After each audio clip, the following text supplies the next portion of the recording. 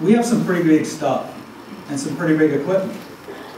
And we have a lot of young drivers.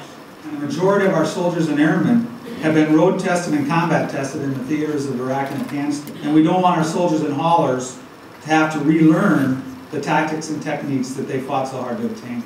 With this emergency vehicle operations course, we can put a young soldier or airman behind the wheel of a 2.5 ton or a 5 ton and keep his or her skills razor sharp.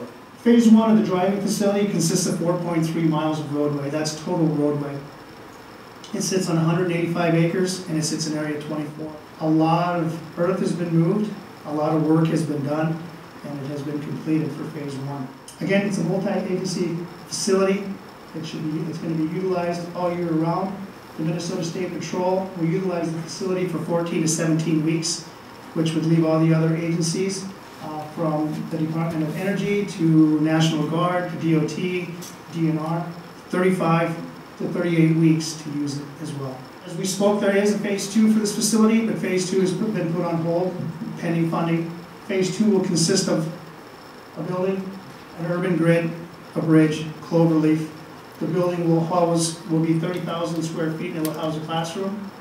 It will house a garage and storage. Plan for the agency for the patrol, we are going to offer probably 3 to 4 stations when we open this up for spring in-service, where we will be able to practice our pit maneuvers. We'll be able to do evasive maneuvers on that skid pan and that type of thing. We can accommodate multiple agencies on there even at the same time. We'll be able to set up mock crashes and mock fire, that type of thing.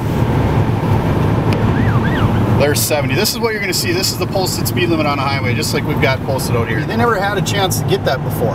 They were always doing their high-speed stuff, you know, first getting out on the roadway with their field training, and now they're able to get that really here first.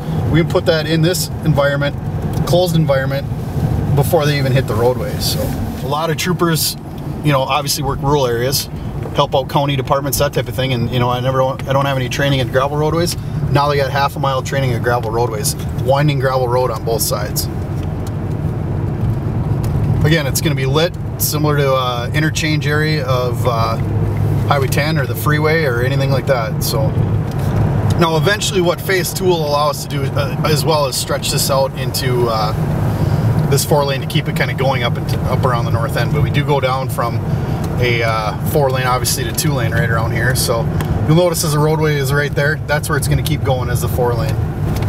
Marked for 55 so we can do normal highway speed traffic, set up a crash scene or do whatever, and we can get all that with real world conditions, so you can have a car go by at 55 or whatever we need to do. So there's a base right by that portable, or the porta potty there.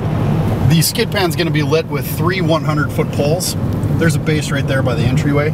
So these are 40-foot poles, and then that skid pan will be lit by 3 100-footers. So we'll be able to light it up, train at night, whatever we need to do.